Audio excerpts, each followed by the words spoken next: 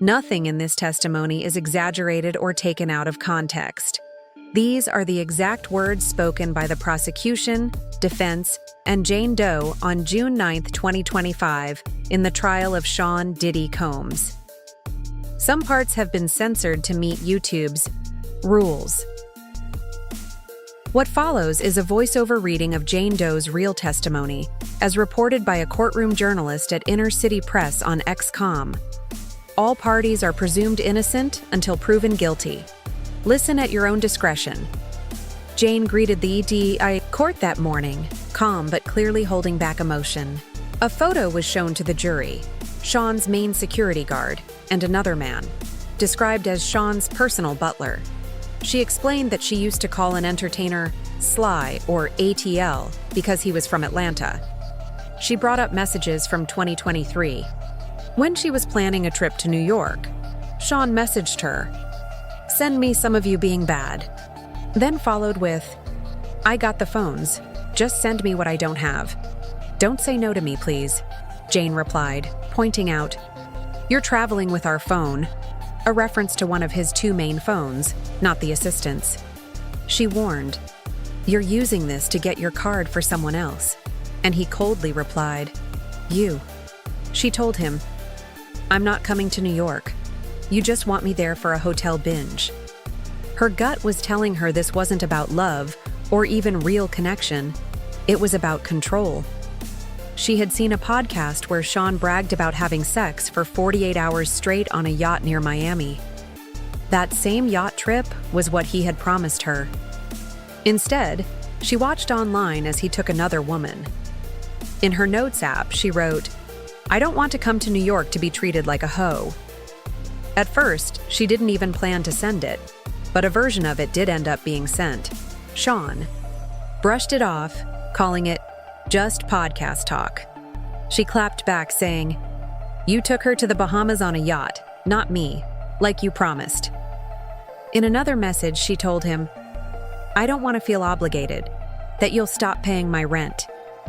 It wasn't just about money. It was emotional leverage. Sean knew exactly how to use guilt to get what he wanted from her. That control started the day she got her house in April 2023. Then came an audio message from Sean. "This is a true, open relationship. Why do you have to make it a problem? Now I'm sick." She told him to call her back, and they ended up FaceTiming. He said whatever he needed to say to calm her down. From the plane, she sent a photo of her outfit. He said, "We're going to dinner." But dinner turned into a late-night lounge run. She texted him, "I miss hard." Then, "Yes, I have my passport with me." Later, she added, "You turned me on so crazy. Can't wait." After the flight took off, Sean messaged her again, asking where Sly was. Then, "Entertainment or movie night? Let me know. I'll get a hotel." She felt sick, like she had just been played. Her reply was soft, trying to keep peace. "Baby, just got Wi-Fi again." Sean told her to check red phone and said he had a surprise. That meant one thing: another man, another setup. She hated it. He sent a picture of the guy, and she rolled her eyes. She replied, "It's not loading. We're landing now." She suggested going to Casa Cipriani, but she was driven to the Trump Hotel. She still put on her outfit. That night, Sean showed up late. They bickered. He got defensive. But they still went up to the hotel room, where Sly showed up. Jane admitted she had texted Sly, asked him to come. She felt she had to make it up to Sean somehow. What happened next? She and Sly had sex in front of Sean. After New York, she saw Sean again in Miami. The same pattern. Sly was there too. Then she flew back to LA, and they argued again. Sean wanted her to set up a party. He told her to reach out to entertainers. Meanwhile, online, she saw him with one of his ex-girlfriends. That broke her. She was furious. She never spoke to the other women directly. She found everything out through Instagram. On October 15th, she texted him, "You got that girl next to you." Her drama's already starting. Then, introduce her to P, referring to another entertainer. But she made it clear, I'm not a porn star. These experiences are desensitizing for me. By October 16th, the pain was boiling over. She wrote, I don't want to be in these rooms. I feel more pressure than the others. I had to earn love and romance, but he gave that freely to them. She added, it's been 3 years of me having to futz strangers. Sean replied coldly, so we're breaking up. Jane said no, she just needed space. I need a break, spiritually. Then she wrote, sex is sacred to me. You always push me to do more and more. I need time to myself. Sean responded, I want to spend the day with you. She replied, you make it crystal clear what you want me for. You're going to spend the day love bombing me. That was Sean's pattern. Overwhelm her with affection, then use her. She told him she wasn't just an animal for people to have sex with. He called her crazy. Again. Then she fired off. You just want to get head before jetting off with Gina. And finally, I'm drained. He wrote, I'll leave you alone. But he didn't. In the next message, he used her real name and wrote, that's my house too. I'm coming over. Are you going to let me in or not? Her baby was there. Sean kept texting. I'm so stressed. I'm horny. SMH. SMH means shaking my head. He said his knees were hurting. She said her mom told her to take bone supplements. They saw each other again at a sobriety party in a hotel. Before that, she attended a concert and stood beside his security. Security guy Jonathan dropped me off to get supplies for the hotel. Sean was waiting inside. He called me, yelling, what the fuck is taking so long? When I finally got there, his assistant looked at me and said, you don't even deserve to be called a bitch. At Lure, I didn't want to take any drugs, but it didn't matter. They started anyway. Rico first, then Paul, then Anton. I threw up. Sean looked at me and said, good, you threw up. Now you'll feel better. Then I had sex with Anton. I felt disgusting, used, broken. That message, yes, it's mine. I texted Sean, baby, I love you. Can you put something in my hotel? He didn't respond. I needed furniture for the house. I texted again. You weren't too busy to make sure Chelsea was ready in DC? Then there was a voice message from Diddy, played out loud in court. I don't know where Chelsea is. I ain't with no BR. Leave me the fuggins alone. I'm single. What did I feel? Like I didn't matter. Like none of my pain about those hotel nights meant anything. Did I mention the other women? Yes. My anger wasn't aimed right, but it was real. I asked him, what does any of this house stuff have to do with what I'm saying? I wrote, I'm not Gina or Cassie. Was I warning him I'd speak out? That's when the defense jumped in. Objection. Sustained. Did I mention our child? Yes. I said, you got me fucked up. I said, just finish what you promised for the house. 2 years, that's all. Then I said, don't contact me again. His response? I'm super clear now. I said, you had me walking on eggshells every damn day. Now I'm sick. Leave me alone. Did he reference my past relationship? Yes. He said, I was told you were crazy. Then, you took it too far, baby girl. You'll see. He was threatening me. About the rent. About power. I wrote, you're mad at me over a grown-ass man? Was that about my ex? Yes.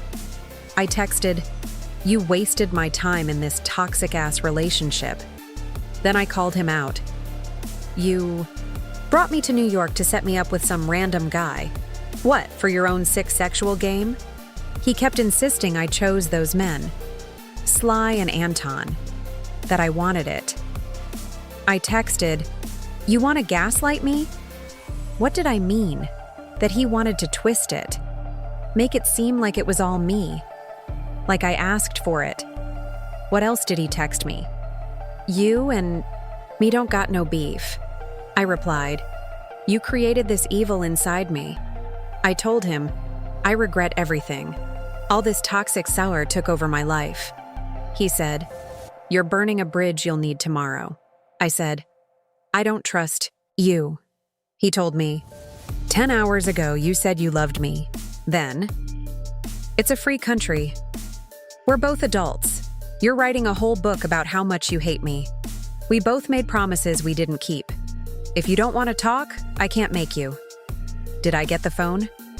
Yeah. What did I text? You knew I'd finish strong. You gave me pep talks to keep me going. I know I was consenting. That's what you said, right? That you didn't know I didn't want it? This is my truth. I love you, but I need to pause. Why'd I say, I know I was consenting? Because that's the word he used. He said, if people saw the videos, they'd think you wanted it. Is that true? I don't know. I'm still trying to figure that out. What was in those videos? I was high. Just doing what I was expected to do. Performing. Like I always did. Read what I wrote in my notes app. I'm having PTSD from those nights. Why write it there? To get my feelings out. Did I see Sean that day? Yeah, at his house. He comforted me, let me talk, hugged me. These photos, they're from his master bathroom. I thought maybe he got it. Maybe he saw me. He had a Halloween. Shoot, it was nice. But his birthday was coming and I was nervous. I knew he'd want to party wild again. But he stayed in, spent it with his family. I got him a mobile TV. We used to have movie nights, our own private footage. I thought maybe this TV could take the place of one of the entertainers. Then Cassie's lawsuit dropped. It was everywhere online. I think I fainted. Why? Because 3 pages in, I realized I was reading my own story. Did I screenshot those pages? Yes. Do I recognize it? Yeah. It's Cassie's lawsuit, filed November 16th, 2023. Did I ever meet her? Once, back in 2015, a fashion show celebrating Sean. In reading her lawsuit, it was like a nightmare. I felt everything. I had so much sympathy. But then the defense objected again. Judge told them to change the question. How did I react? Like I was watching my own life unfold on someone else's pages. Messages from the day after Cassie's lawsuit. I wrote, 4 in one night. I'm going to the doctor. 3 days later. I feel like I'm reading my own sexual trauma. God finally woke me up about this cycle. I said, you keep lying to me. Who was that woman in Utah? He got quiet. That's how I knew something was up. Then he turned it around on me. Said, why are you always assuming the worst? I told him, because every time I trust you, I end up crying. He said, you always bring up old stuff. That's why we can't move forward. I said, old stuff? You mean abuse, lies, and manipulation? He grabbed his drink and walked out to the patio. I followed him. I needed the truth. I wanted him to finally say it. Then I asked him straight up, did you hit Cassie in that video? He said, I told you, she hit me too. I said, that's not what the world saw. He threw his glass. It shattered on the ground. He yelled, I'm tired of being painted like a monster. You think I'm the bad guy? You think I'm the only one who did wrong? I said, you are a predator, Sean. You prey on broken girls, then you break them even more. He just stared at me. Cold. Went to grab my bag. I didn't want to stay another second. He said, you walk out now. Don't ever come back. I looked at him and said, that's the plan. I left. That night was the last time I saw him in person. But he didn't stop. The texts kept coming. I miss you. Let's fix this. Don't let the world turn you against me. Then one message said, if you ever go public, remember who you're dealing with. That's when I knew he was scared. Not because I was lying, because I wasn't, but because I knew too much about Vegas, about the parties, about the drugs, about the cameras. I saw things no one's supposed to see, and I stayed quiet for too long. Not anymore. This is me, talking, for real. You're a pedophile, I said. He was at least 25 years older than her. I asked him, if she can't even buy her own drink, what makes you so interested? I believe she was under 21, maybe 19 or 20. Then I lost it. I shoved his head into the marble. I started throwing candles and glass. I was beyond angry. He was probably yelling, calling me crazy. I tried to lock myself in the master bedroom. Did Sean touch me then? Not yet. I locked the door, but he kicked it down. Then, he kicked the bathroom door off its hinges. He stormed into the closet. I tried to run, but he kicked me and put me in a chokehold. I couldn't breathe. I escaped to the front door, then ran 6 blocks and hid by a wall. I stayed hidden there for 2 hours. When I came back, I saw Sean had kicked in the guest bedroom door. I threw more candles and glasses at him. I screamed that I hated him. He started punching me in the head. He said I was trying to keep him from his kids. I told him no, but he kicked me to the ground. I curled into a ball. Then he grabbed me by the hair and arms and dragged me back inside. He kept yelling that I was insane. I kept saying, just leave me the fuck alone. I called the girl I thought he was seeing. She said horrible things to me. Then Sean held me down and made me listen to her. I screamed at her to shut up and told her he was beating my ass. He hung up the phone. Then he told Jonathan to tell me I wasn't with no girl on the family trip. After that FaceTime, I went into the shower to cool down. Sean came in too. I was naked. He was still in pants. He slapped me. I hit the floor of the shower. I was too tired to fight. I just sat there. He said, put some ice on it. Get dressed. He told me to wear lingerie and heels. Then he took my phone and started playing with it. He texted Anton from my phone. The phone was screen mirrored to the TV. Sean texted, "Hey, what are you doing?" He scrolled up and saw Anton's messages. Sean asked about some mutual friends. I said I didn't know. I lied. We were on a break. I didn't think it mattered. Anton showed up. I covered the bruises with makeup, like Sean told me to. I greeted. Anton acted polite, asked about his day. Sean gave me that evil stare. Then Sean pulled me into the guest bedroom. He said, "I want to know about that mutual friend." I told him the truth. I went to Vegas with a rapper and his girlfriend. I saw Anton hooking up with another woman. He said, "Do you think this porn star's got something on me?" Then, Sean handed me a pill. "Take this," he said. "You're not gonna ruin my night. Go suck his dick." I said, "I don't want to." He said, "What, you calling this coercion?" I took the pill.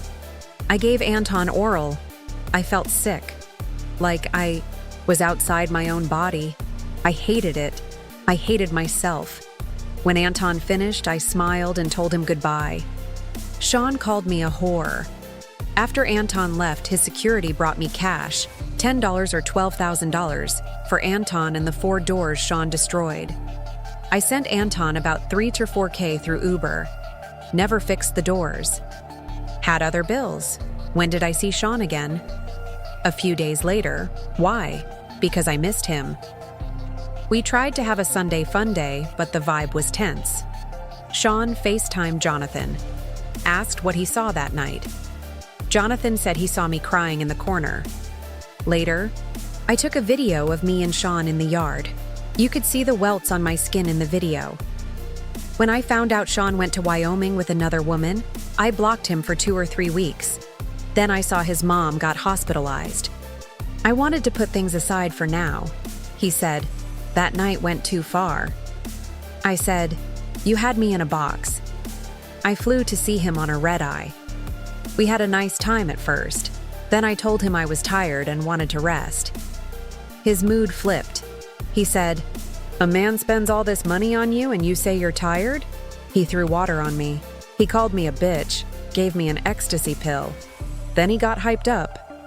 "Let's go," he said. Paul came to Miami. Paul came to 2-Star. They gave me liquid Molly, sprayed it into my mouth.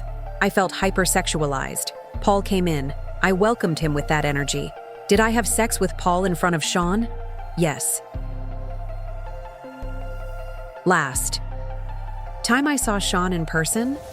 August 2024 at 2-Star. Did I have sex with Dawn in front of Sean at 2-Star? Yes. Did I go to New York to see him after that? No. Why not? He got arrested. Did I get subpoenaed? Yes. I had to come in November 2024. Then again in January 2025. Did I get a therapist? Yes. Been seeing one for 3 months now. Do I have an attorney? Yes. Who's paying? Sean. I'm still processing all of it. Nothing further. That was it. That was Jane's full testimony at the Diddy trial. What do you think?